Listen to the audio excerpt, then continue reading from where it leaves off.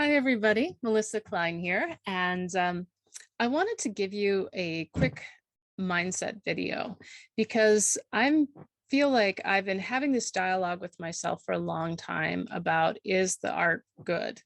Is it bad? Or how did I do that? Is that good or bad? And also looking at students' work and, where does that stand on the continuum of, professional versus amateur and all that kind of stuff. And I I've always kind of hated that ranking that goes on, like you are anointed fine artist and you're just a ceramic person, or you just do comic books, that doesn't count. And, oh, but you occasionally sell a painting in a gallery and, therefore you're better than the comic book artist. And I always thought that was just such bullshit, especially because when I've having met comic book artists at Comic Cons and just really being amazed by their professionalism, their work ethic, and their sense of camaraderie and fun. And I was like, wow, I like this world a lot better than maybe this sort of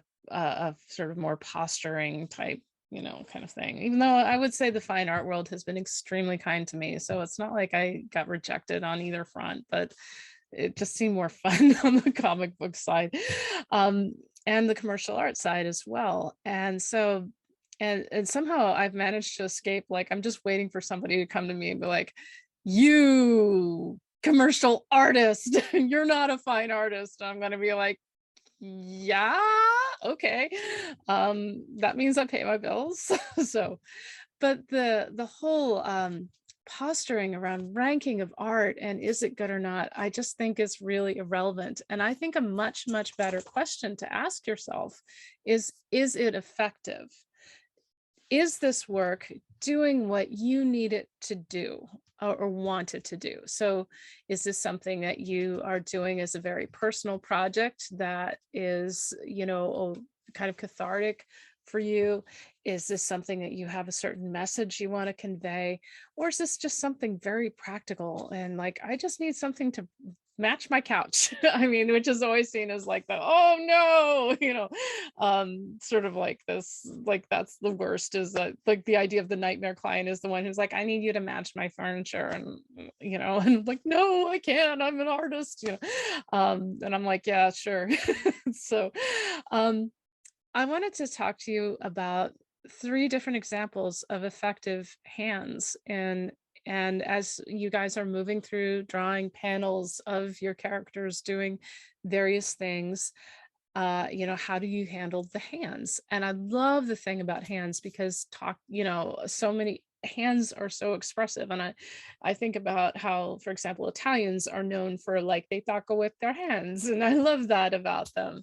But people do in general, even if they're not as maybe um effusive as Italians are.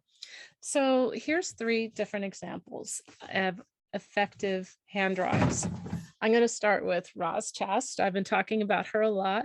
Can't we talk about something more pleasant? But look, those hands look like little like starfish. They're not, and yet you know what they're doing, you know what's happening, and you believe them. And it's not like to me, it's like when I look at this cover, I'm like, this works. And there's many examples throughout this book of hands of as she's like sorting through her parents' belongings and dealing with, her hands doing various things, drawn very simply, just as these little, like almost little tiny grip things, and you read them as hands.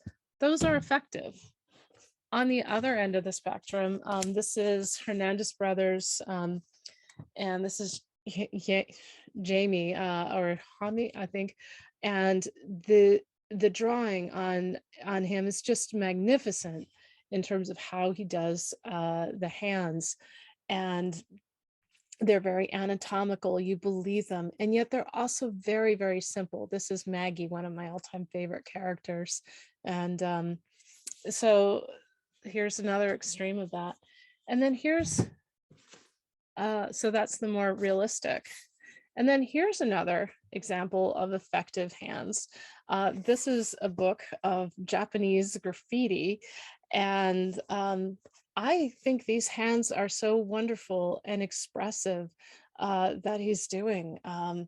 And and so these are all effective examples. So just as you're doing your pieces, think about, ask yourself, is this effective? It's a great question too, because it'll help you to clarify your story. It'll help you to clarify your drawing, what you're doing with it, and not, and get away from all that icky, good, bad stuff, judgment. It's not very helpful. All right. Thank you so much for watching. I look forward to seeing you on Zoom, and have a great day.